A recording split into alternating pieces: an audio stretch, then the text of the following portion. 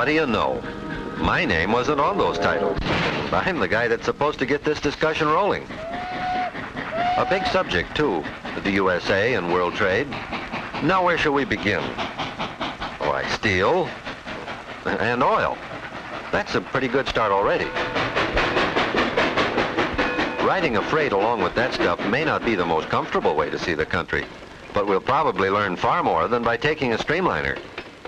Let's us swing aboard, too. Los Dallas, the 872, 65 cars to pick up the depot. Final destination, Frisco.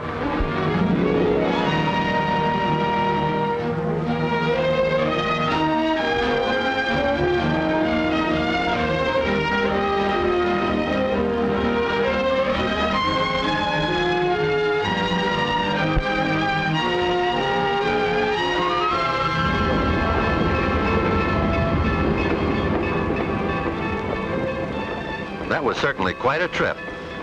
Must be that a lot of this stuff's going overseas. Now what about this foreign trade? I've heard a lot of people asking, does it do us any good, or is it just charity to the rest of the world?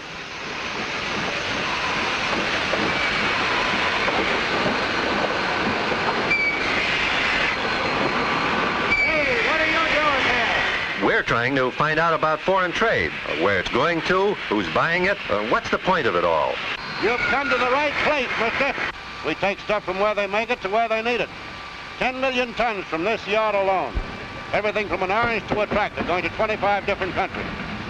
Why, we export more railroads than we grow in this country. If it wasn't for the railroads, the merchant marine wouldn't have any cargoes. Great thing, get what I mean? We get the general idea, but we'd like to move around a bit and ask someone else about foreign trade. Maybe we could speak to some of the people abroad who built that stuff on the flat cars. Perhaps there's someone right here on this train who could help us.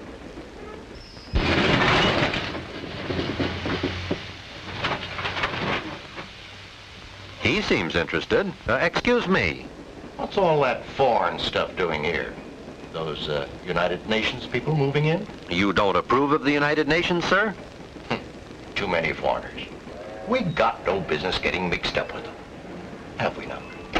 Just a moment, sir. I couldn't help overhearing your remarks. That foreigner thing now, that bothers me. Back in 1940, when we took 8 bombs one night in this here part of the plant, you didn't think of us as those foreigners then. Il a entièrement raison, je suis du même avis que lui. Et après tout... I beg your pardon, but not all of us understand French. Could you... My English is not too good, but I'll try. In the war, many nights, I helped guide your bombers to find bridges and railroad tracks. And now, we need the materials to get them going again. Exactly. The important thing is those bombs were pretty rough on old Betsy here. And we had to call in a welding expert to fix her up a bit. Trouble is, she won't stay fixed. What I hope is she'll hold together until that new one outside your dining car window gets here. You couldn't ask the locomotive driver to hurry it up a bit, could you, sir? Why, this is preposterous. I never heard of such a thing. Take it easy, Mac. I built that new lathe he's waiting for. And if you knew anything about machines, you'd say it's a crime to expect a good man to turn out work on an old wreck like he's stuck with. That limey needs new equipment, but fast. Thanks, matey. I appreciate it. Fine. Everybody being so chummy and whatnot. But that blinking lathe on the siding out there ain't no gift. We've got to pay for it. And the only way we can get the money is to sell some of our stuff to you. How are you Americans going to feel when our goods turn up in your country? Uh-oh. That don't sound so good to me. Maybe we should have kept that lathe right here in Cincy. I mean, that guy needs a new machine, all right, but I don't want to see some American lose his job on account of what that limey's going to make on our machine. Yeah, but we have to import food.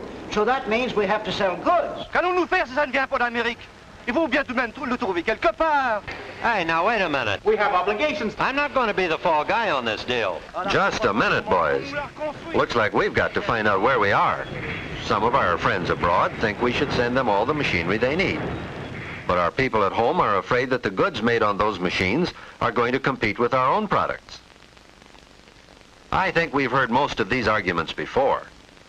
It's high time we called in someone to give us the facts. This is Dr. Winfield Riefler. He's an economist with a lot of practical experience in foreign affairs. Think you could help straighten us out on this, Doctor? You are right. All this did happen before, unfortunately. As a matter of fact, it's all been well documented. Shall we take a look at the record? Here are the figures for 1920. In that year... Couldn't we have something a little more exciting? This is a movie, you know. Why, certainly. I've a film right here that ought to make things much clearer.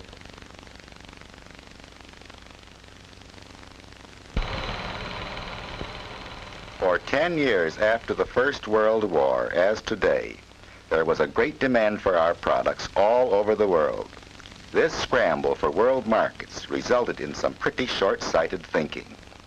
For instance, some people reasoned that all we had to do was to get our products onto ships bound for foreign ports, and prosperity was guaranteed. They forgot that a lot of this business was done on credit. We wanted our pay in dollars, and the only way the other fellow could get dollars was to sell us something or to send us gold. From our point of view, everything was rosy. But from the other fellow's point of view, things looked entirely different.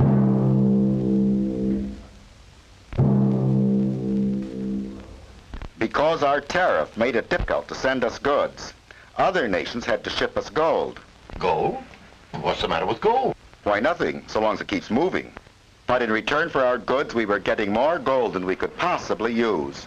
In fact, we ended up with 2/3 of the world's monetary supply. Some guys dug this out of a hole in the ground in Africa, and now we're putting it back in a hole in Kentucky. I don't get it. That's just it. Nobody really got it. Only the countries that had gold could buy freely from us. The others had to take their goods elsewhere. Foreign trade dried up, and this accentuated the worldwide depression. Now look here. Don't blame our depression on lack of foreign trade. It couldn't have been that important. Everybody knows that our foreign trade has always amounted to less than 10% of our total business. If you ask my friend Paul Hoffman, I bet you he'll back me up.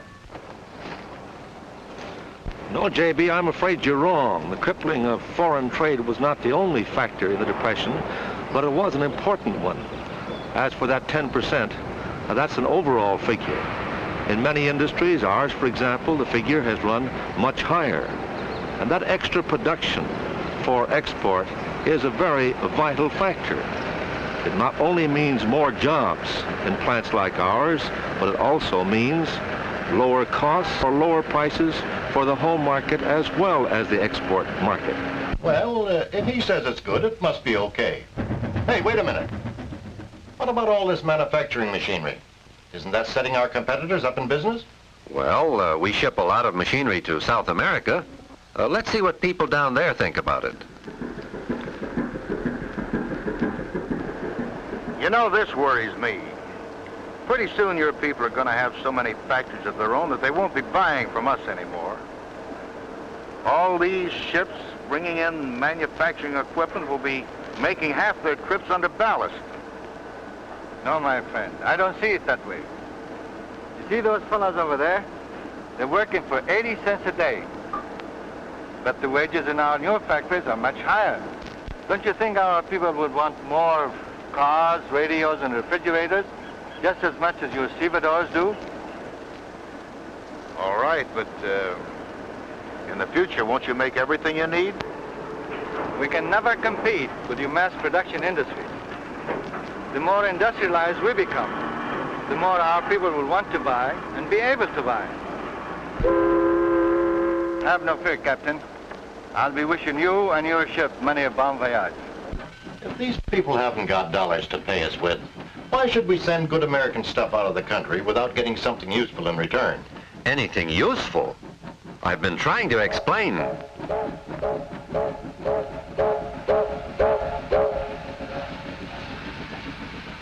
You can't convince that guy by talking to him.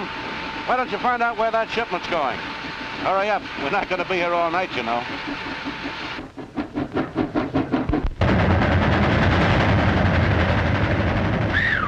That was the quickest trip to Cleveland I ever made.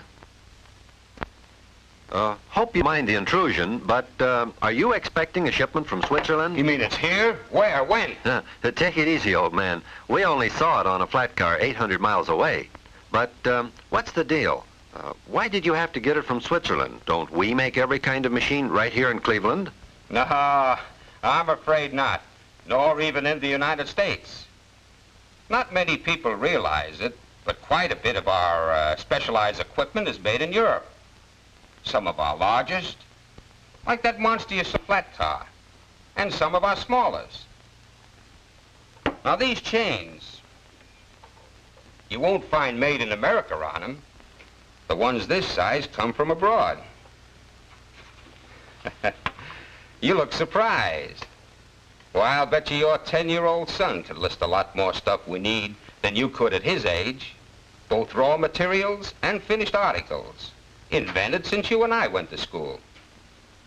Hey, where you going? To settle accounts with our friend in the dining car. Remove that coffee. It's from Brazil, and the gentleman doesn't approve of foreign products. And that cigar, sir, it was made in Havana. Surely you aren't going to smoke that. What's this? A silk necktie? Away with it. Are you aware that the works in that handsome watch on your wrist came from Switzerland? And your suit, sir. I understand your embarrassment, but off with it.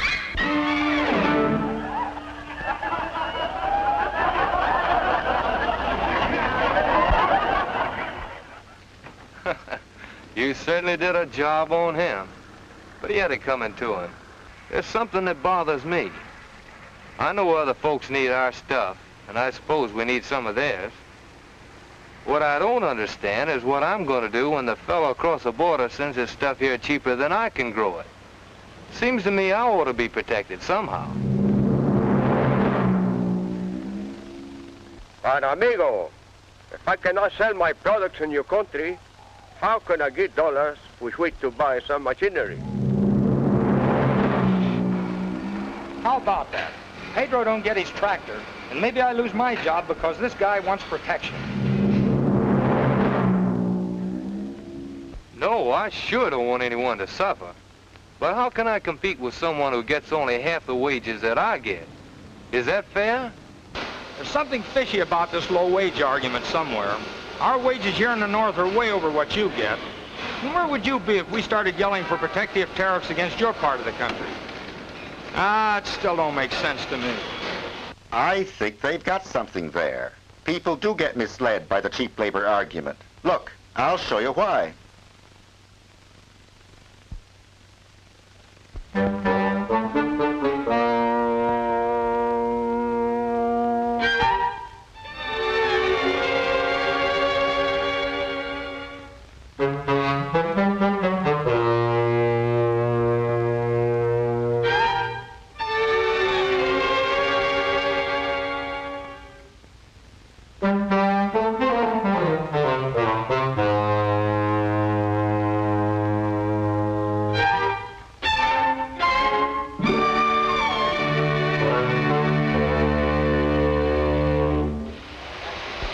Hey, that's pretty good. Just about like us guys making automobiles. You know, in England, the same assembly line job pays about half what we get. But their cars cost twice as much.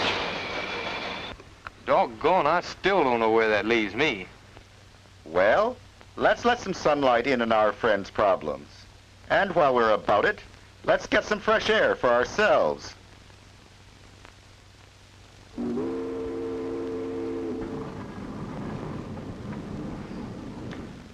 You remember those walls, those tariff walls, that some people, both on farms and factories, would like to keep along here. Yet the protected industries are not the ones that contribute most to our American standard of living.